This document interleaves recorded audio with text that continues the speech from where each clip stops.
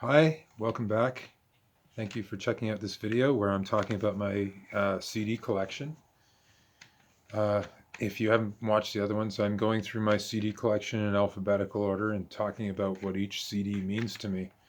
I've been listening to them in alphabetical order in the car, just to sort of weed out the ones that um, maybe I don't need anymore, or also to be moved by that music again.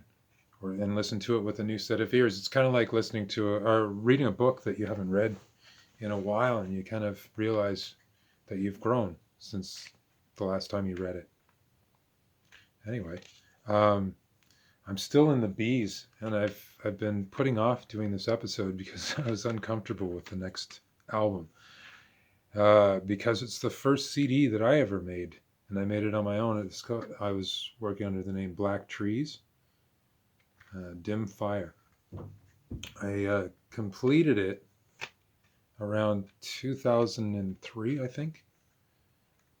But I'd been working on it since 2000, and it's not very good. It's just a lot of noodling around, and I used a Fostex X12 cassette 4-track recorder, um, which I have another one. My old one broke, and I'm currently using a Fostex X12 because I love using them.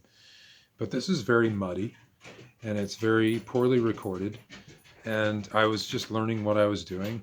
The first song is an instrumental. It's called A Life in Pictures. The next song, I haven't listened to this in a little while, so I'm just catching up with where I'm at as far as listening. I'm in Faith No More section right now, but I was listening to this, and it was strange listening to it again. Like, there were some things where I thought, oh, yeah, that was actually a good idea. I could complete that. So there's some stuff that I might revisit on this. I think it's really important to record your progress and make albums, even if you don't release them because you don't feel good about them. It's still marking your progress, and it's still creativity, and it's still making something. And maybe one day I'll fix this. I'll re-record some stuff and develop some of the ideas. The second song, Almost, I don't remember that one. Good Morning was, I had read about Alan's Psychedelic Breakfast by Pink Floyd, which I think is on the Atom Heart Mother album, or Ummagumma, I can't remember which. But it was basically sounds of making breakfast in the morning. And I hadn't heard the song, so I made my own. And I noodled around on the guitar. First, I recorded myself in the morning making breakfast, and you can hear eggs sizzling, and you can hear coffee being poured and everything. And I just noodled around on the guitar on the second track. And I was really discovering what you could do with multitracking for the first time. And the Fostex was a really easy interface to work with. It's just basically 4 faders, which you can increase and decrease the volume of each individual track. So you have your bass on one track, you can have vocals on another, you can have a guitar on another, and you can adjust how loud you want each one. And then they just had a simple dial for pan. So it was like, oh, well, it kind of sounds interesting if I put the vocals over on the right ear. But anyway, it's fun getting back to that. Modern Life was a song that I played for a while, and it's basically, if I can, it was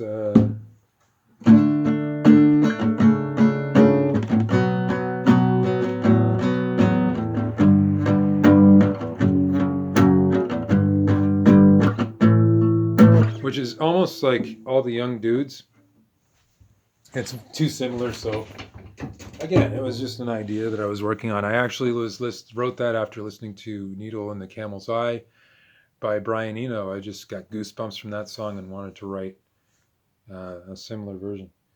Then there's Moon. It's not very good. I was inspired by watching The Time Machine, the remake of The Time Machine. And the moon is decimated, and just that visual effect made me want to write that song, but it's not a very good song. She's Got Birthdays was inspired by um, Sid Barrett, the two of us. And I thought it was cool with multitracking, which I was just starting to get into with the 4 track, of having two voices, like two people singing the same song. That's how it felt listening to that song. So I wanted to write another one. And so there's all these dualities in this song. And she's got birthdays twice a year. Her car is stuck in second gear. The birthdays twice a year is actually, it was based on a rumor about Crispin Glover that he celebrated his birthday twice in 1 year, that he had two birthdays. And Your Possessions is about a breakup with somebody because you don't like the way they live and you can't live with them. And it's like, we could get by, just you and I, if you could somehow say goodbye to all the things that stand in between where you are in front of me.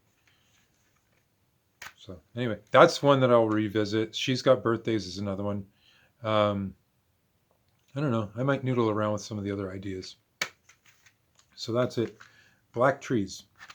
I wish I could find the follow-up, which was a full length. It was called Aftermath. If I can find that, I will do a video about it. If you're interested. If you're not, then watch something else because there's all kinds of stuff. Goodbye. Have a good weekend.